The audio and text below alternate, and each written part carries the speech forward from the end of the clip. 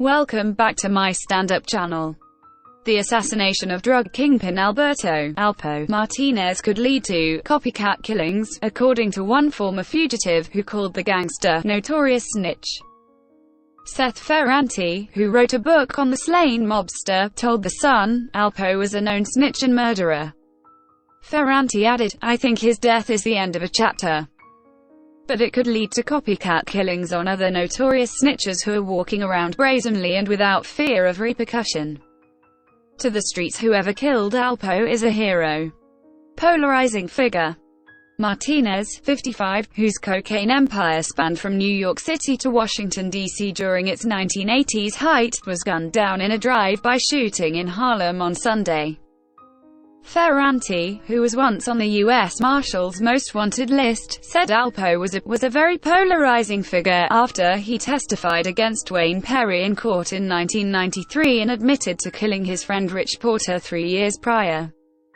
Perry was believed to have been Alpo's former enforcer, and it's alleged that the drug lord was trying to spare himself a life sentence when he testified against him. Alpo, sentenced to 35 years in jail after facing charges including drugs, conspiracy to commit murder, and 14 counts of murder, was released from jail in 2015 and put under witness protection. Ferranti, who spent 2 years on the run and is behind new show White Boy, which is currently airing on Netflix, added, "Alpo was a known snitch and murderer. He killed Rich Porter in cold blood. He said Alpo's death is street justice." Ferranti added, "It means justice for Harlem and Rich Porter.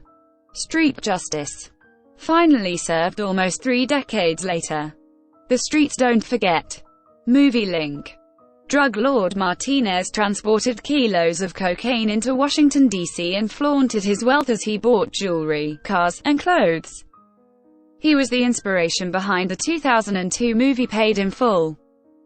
Ferranti, who disappeared between 1991 and 1993 after facing non-violent drug trafficking charges, added, "I never met Alpo personally. His name was lionized in the annals of hip-hop lore, and he became known for his fashion sense, trend-setting, drug dealing, and ultimately his snitching. Alpo was the life of the party and someone who other street guys and gun thugs gravitated to. He had balls of steel, but was all about him." Martinez was shot in the chest, chin, and arm on Sunday and was rushed to Harlem Hospital where medics pronounced him dead.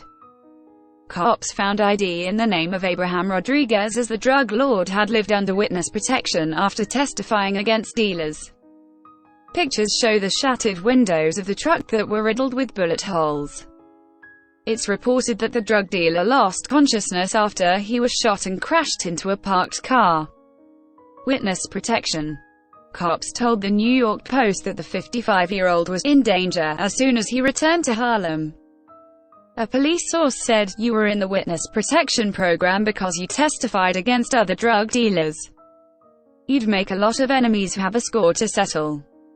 When you return to the same area, word will get out very fast.